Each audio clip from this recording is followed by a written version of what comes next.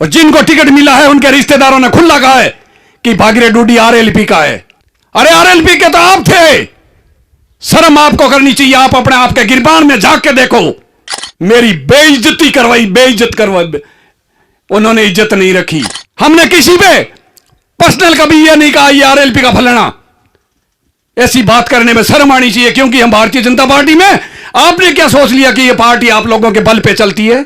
हम जिस घर में रहते हैं उस घर वाले भी यदि नहीं कहते हैं कि यह हमारा सदस्य नहीं है, तो ऐसे घर में फिर रहने का क्या फायदा होगा?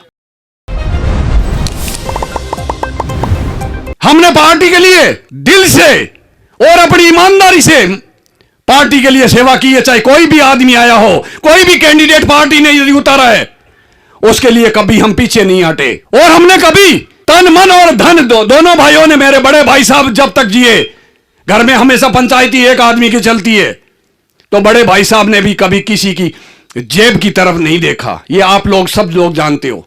आज मेरे भी यही मन में रहता है कि पार्टी से जब आदमी आ जाए तो उनके साथ अपन कंधे से कंधा मिल करके लग जाओ, और पार्टी के साथ में रह करके गद्दारी करना यह हमारे खून में भी नहीं है, और न गद्दारी करेंगे।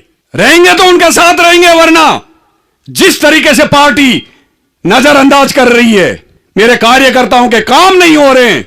एमपी के चुनाव से पहले मैंने एक ही शर्त रखी थी कि मुझे कोई टिकट हो या इसकी जरूरत नहीं है, मुझे जरूरत है तो जनता का काम होना चाहिए, और जेन्युइन काम आपको बताएंगे। उस काम में भी मेरी बेइज्जती करवाई, बेइज्जत करवाई, उन्होंने इज्जत नहीं रखी। मैं वो बात के पूरे पल्ले नहीं खोलना चाहता।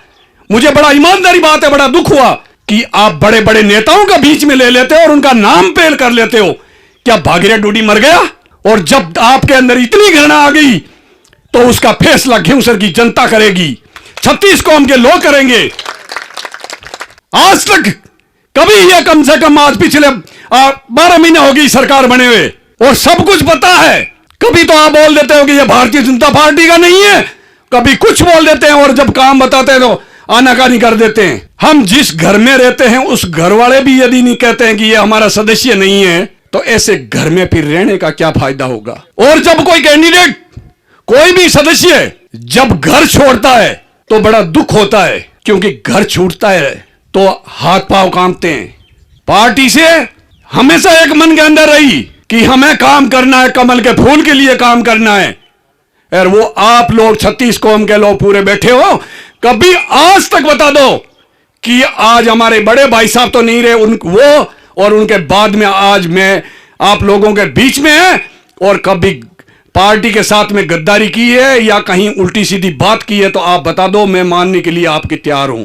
आज जो बड़े बड़े नेता यहां से चुन के जाते हैं, जिनके लिए अपना दिन रात एक करते हैं, उसके बाद में दूसरे दिन वो चेंज हो जाते हैं, अपनी आप पलटी मार जाते हैं, बात करने तक पसंद नहीं करते हैं। और मैं आज आपको एक बात बताना चाहता हूं, बड़ी दुख की बात है कि वैसे तो 36 जाति कौम के लोगों की बात है, पर आज जो है पिछले टाइम के अंदर अपने SC ST इन लोगों ने भारतीय जनता पार्टी में नागौर जिले की 8 विधानसभा क्षेत्र हर जगह पलटी मारी थी, पर खिवसर विधानसभा क्षेत्र के लोगों ने वकायदे लिख के दिया था कि हम ज्योति जी को समर्थन दे रहे हैं, भारतीय जनता पार्टी को समर्थन दे रहे हैं। और वोट होने के बाद में थोड़े दिन बाद में उनके ही भारतीय जनता पार्टी के कार्यकर्ताओं ने कह दिया साहब इन लोगों ने तो वोट ही नहीं दिया। अरे शर्म करो तुम लोग, जिस समाज से तुम वोट ले रहे हो, अपना काम निकलने के बाद में आप उसके एंटी हो जाते हो, कह देते हो कि आपने वोट ही नहीं दिया।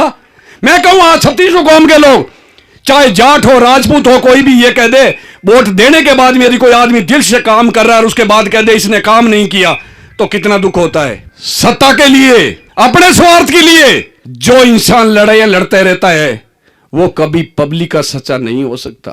आप अपना स्वार्थ छोड़िए और मन के अंदर एक ठान लो कि मेरे जो है जनता और 36 कौम के लोग कोई भी आ जाए, जनता नेता बनने के बाद में उनका एक ही मकसद होना चाहिए कि ये सब भाई है। नेता एक बनता है, वो एक समाज का है, चाहे वो जाट समाज और राजपूत या कोई भी ब्राह्मण हो। पर जब आप नेता बन गए तो जन्म आपने एक समाज में जरूर लिया है, पर आप 36 कौम के नेता हो, एक जाति के नेता नहीं हो।